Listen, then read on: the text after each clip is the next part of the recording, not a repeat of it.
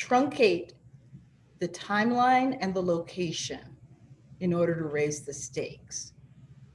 It's a great trick. So make it in the middle of the Cagney and Lacey scene so that you parallel degradation with embarrassing wealth.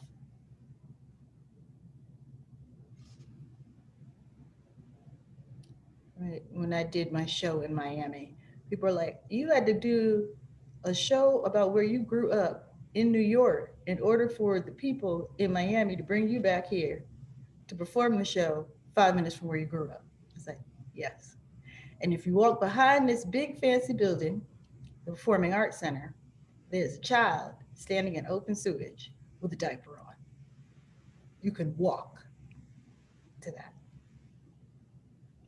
And they're right next to each other.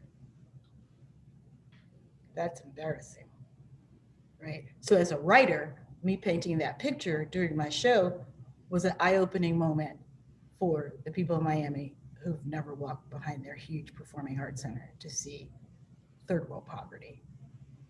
For me, the child, that was standard, right?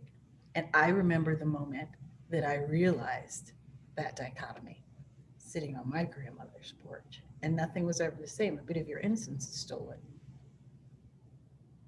That's why you remember it. So go back and flesh it out. Tell it in all the characters' point of views, from their point of view, but make it active. So make it dialogue. Make it happen right now in the present. The present is always rich enough, right? And like right into the action of it. No backstory, no explanation. Imagine that we are a passerby who have just fallen upon this conversation between the grandmother and the little girl. We don't know the whole backstory. All we know is there's some very high stakes stuff happening right here. Okay. And then as the adult right now, tell the story in dialogue, less reflective, more active, more present, and see what happens. So give us that, the homeless woman that urinated on herself on the train. I actually saw that once. It's really devastating, right? Make it moment to moment, like it's happening right now. And endeavor to interact with her.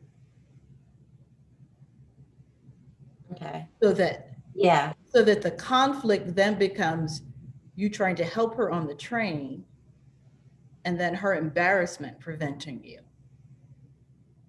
And that missed connection is what's so sad.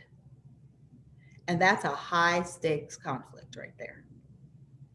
You want to help this woman get to a bathroom, something.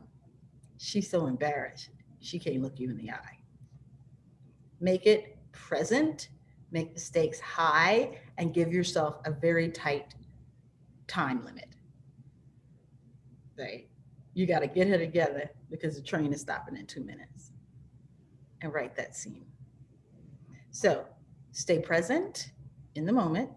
Keep the stakes high by truncating the time and the place. The timeline and the place. Make those really, really, really, really tight. So like instead of the Cagney and Lacey scene being down the street, make the Cagney and Lacey scene across the street. And you got to walk through